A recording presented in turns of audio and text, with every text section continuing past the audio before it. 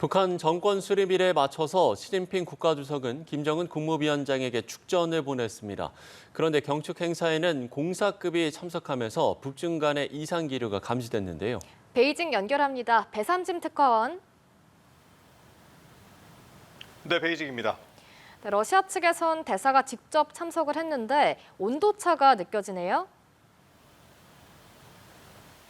네, 북한 정권 76주년 행사가 김일성 광장에서 열렸습니다.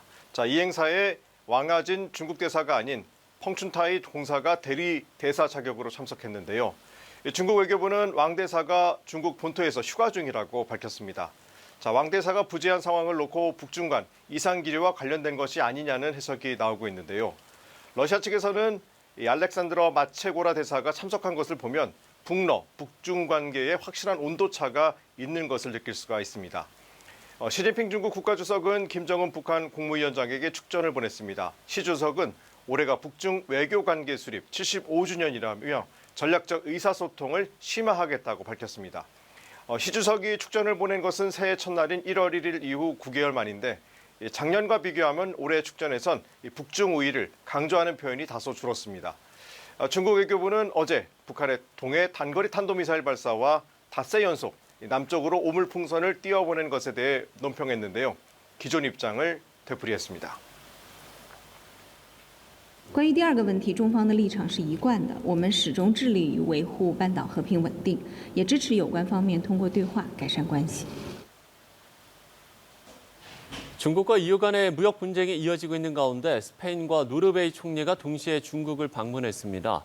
시진핑 주석은 물론이고 서열 2, 3위까지 모두 나서서 총력 외교전을 펼쳤다고요. 네, 스페인은 EU 회원국 가운데 중국 전기차 추가 관세 부과에 가장 적극적인 나라 중 하나였습니다. 중국 방문 후 입장 변화가 감지됐는데요. 페트로 산체스 스페인 총리가 이번 방중 기간 중국과 녹색 개발, 과학기술, 비즈니스 등 8개 협약을 체결했죠. 앞서 이탈리아 조르자 멜로니 총리 역시 방중 후 미묘한 기류 변화가 있었는데 중국을 편들어줄지 관심입니다. Porque creo que no convienen guerras comerciales y debemos encontrar una solución de compromiso, de negociación, que estoy convencido de que entre todos vamos a lograr alcanzar. 자, 이런 가운데 왕원타오 상무부장이 다음 주 유럽으로 날아가 EU 통상 담당 집행부위원장과談判에 나섭니다. 중국 전기차 업체들은 고유류 관세 대신 판매 가격 하한을 정하겠다고 EU 측에 제안을 했지만 받아들여지지 않았습니다. 자, EU는 최고 36.3%포인트의 상계 관세를 추가 적용하겠다는 입장의 변화가 없어서 접점 찾기가 쉽지 않아 보입니다. 자, 여기에 캐나다까지 중국산 전기차에 100% 관세를 부과하기로 결정했는데요. 중국은 기업들이 별도의 신청이 없었는데도 캐나다산 유채씨에 대한 반덤핑 조사를 개시하겠다고 나섰습니다. 考虑到中国油菜籽产业集中度低，涉及种植园广，产业提起申请困难，中方依法自主发起调查，符合中国法律规定。 네, 태평양 내 미국의 항공모함이 모두 빠진 상황에서 중국이 태평양 곳곳에서 훈련하고 있다는 소식 전해드렸는데요. 중국과 러시아의 훈련이 9월 말까지 이어진다고요? 네, 동해와 오츠크해 일대에서 30년 만에 최대 규모로 열린 중국과 러시아의 합동훈련 대항 2024가 오늘 16일에 끝납니다. 러시아에서는 400척이 넘는 함정과 100대가 넘는 항공기가 동원됐죠. 중국도 최신형 구축함과 호위함 등을 보내 훈련에 임했는데요. 중국은 이 훈련이 끝나자마자 또다시 북부연합 2024 훈련과 중러 해상 합동 순찰을 이어간다고 밝혔습니다. 현재 태평양에는 미국의 항공모함이 한 척도 없습니다. 임무교대와 정비 등으로 모두 빠져 있는데 중국이 이 빈틈을 노리고 태평양 진출 훈련에 나선 게 아니냐는 시각도 있습니다. 최근 중국 매체들은 항공모함인 산둥함 전단 훈련에 07형 상륙 강습함이 포함된 것을 집중 보도하고 있습니다. 이 4만 톤급으로 전투기 30대가 실을 수 있어서 경항모로 분류되는데 이 상륙전 수행이 가능해서 대만 전쟁에 염두에 둔 것이 아니냐는 분석도 있습니다. 자, 이런 가운데 미국 아시아 태평양 사령관과 중국 남부정구 사령관이 화상 통화를 진행했습니다.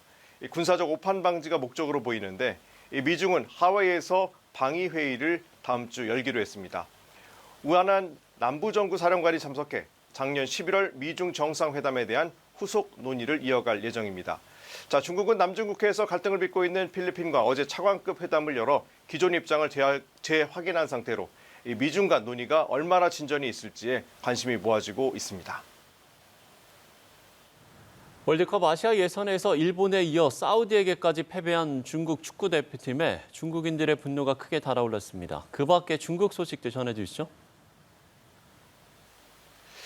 네, 일본과의 경기에서 0대7로 진 중국. 그야말로 졸전에 중계권을 차지하는 CCTV에 오히려 고맙다는 팬들까지 있었는데요. 자, 일부 팬들은 사우디아라비아전을 앞두고 대표팀이 묵고 있던 다롄의 호텔로 찾아가 무슨 염치로 5성급 외국계 호텔에 묵냐며 시위를 벌이기도 했습니다. 자, 중국팀은 이어 사우디전에서 10명으로 싸운 사우디에 역전패를 당했죠. 본선 진출 확률은 0.3%. 축구의 진심인 중국에서는 이 감독 경질설의 목소리가 높이고 있습니다. 자, 중국의 한 인플루언서가 일본 관광객들에게 노골적으로 시비를 거는 영상을 올려 논란입니다. 자, 일본과의 축구 경기 이틀 후인 지난 7일 청나라 황실 정원인 원명원에서 있었던 일인데요.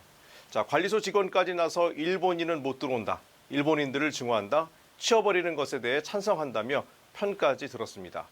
자, 중국 매체들은 맹목적인 외국인 혐오는 민족적 대의가 아니라며 이 인플루언서의 일침을 가했습니다.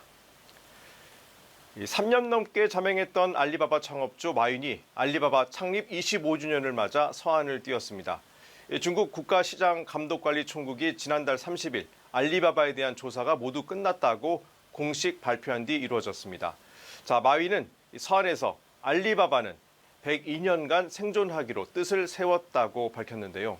자, 이 때문에 그간 활동을 거의 중단했던 마윈이 공개 활동을 재개하는 것 아니냐는 해석을 낳고 있습니다. 자, 지금까지 베이징에서 차이나워치였습니다.